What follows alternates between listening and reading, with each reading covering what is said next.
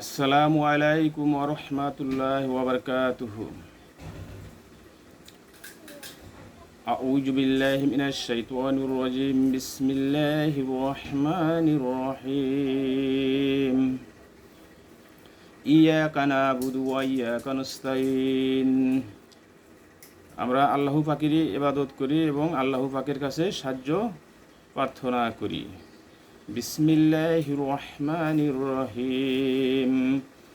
মাইয়াশফা শাফাআতান হাসানাতান ইয়াকুল্লাহু নাসিবুম মিনহা ওয়া মাইয়াশফা শাফাআতান সাইয়্যাতান ইয়াকুল্লাহু কিফলুম মিনহা ওয়া কানাল্লাহু আলা শাইইম মুকিতা। আমরা পৃথিবীর মানুষ যদি কোনো ভালো কাজে অংশগ্রহণ করি তার থেকেও আমরা যেমন অংশ পাই, ঠিক তেমনি যদি আমরা মন্দ কাজ করি এবং কারো মন্দ কাজে সহযোগিতা করি ঠিক ততটুকুই আমরা ভাগিদার বা অংশ পাই।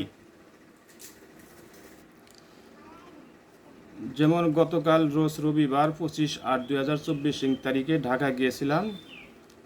সারা দেশের দেখে আসলাম আমাদের ছাত্র ভাইদের কত কঠোর পরিশ্রম করে বন্যার্থ মানুষের জন্য সাহায্য সহযোগিতার জন্য মানুষের কাছে হাত বাড়াইছে।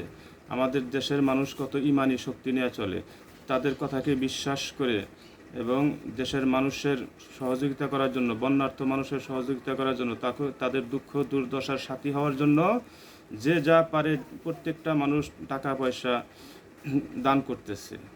এবং সর্বপ্রথম আমাদের ছাত্রছাত্রী ভাইদেরকে অসংখ্য ধন্যবাদ জানাই।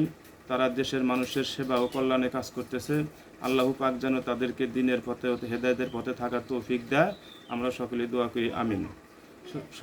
সবচেয়ে বড় কথা হলো আমাদের মুসলমান বাংলাদেশের মানুষ কত ইমানি শক্তি। প্রত্যেকটা মানুষ গরিব, অসহায়, দুর্বল যারাই আছে, প্রত্যেকটা মানুষ তার নিজ নিজ স্থানে থেকে যে যা পারতেছে বিশ্বাসের সাথে মানুষের সহযোগিতার জন্য আগে আসতেছে।